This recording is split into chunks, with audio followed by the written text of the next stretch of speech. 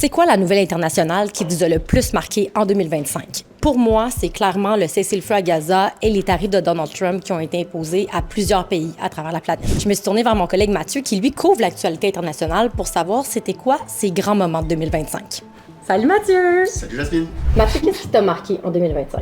Incontestablement, le retour au pouvoir de Donald Trump, le 20 janvier 2025, c'est un événement qui va avoir des répercussions majeures, autant sur le plan intérieur que sur le plan international. Sur le plan intérieur, le premier constat, c'est la rapidité avec laquelle la dérive autoritaire du président américain s'est mise en œuvre, que ce soit l'état de droit, que ce soit la séparation des pouvoirs avec le Congrès. Cette dérive autoritaire s'est aussi traduite par une dérive qu'on peut appeler de fascisante, qui incarne désormais un pouvoir vertical autour d'un homme, de sa personnalité, d'homme fort, qui n'hésite pas à désigner les ennemis politiques à abattre. Un des éléments marquants, c'est aussi la grande autonomie accordée à ICE, le service d'immigration et des douanes des États-Unis, et le déploiement aussi de la garde nationale dans les grandes villes démocrates. Le tout s'apparente un peu à un système de milice qu'on retrouve traditionnellement dans des gouvernements fascistes ou en devenir. Une des dates marquantes de l'année, c'est incontestablement le 4 avril 2025, ou le jour de la libération. Ce jour-là, donc, Donald Trump a imposé des tarifs à la planète en entier. Ça a donc eu un impact sur l'ensemble de la planète,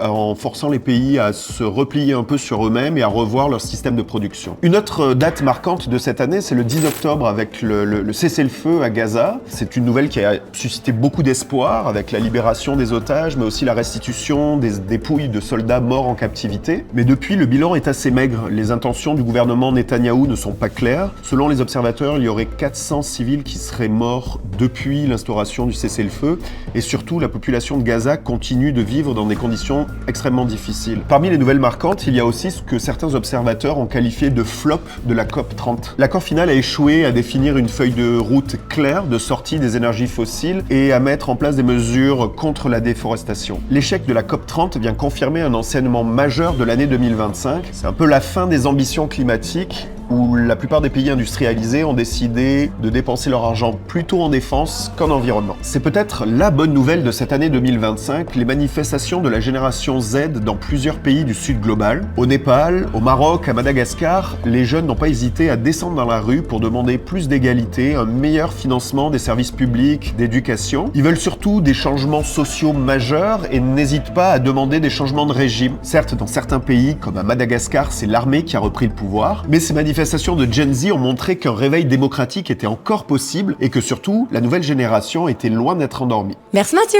Puis vous, qu'est-ce qui vous a marqué à l'international cette année? Venez nous dire ça en commentaire. Bonne année!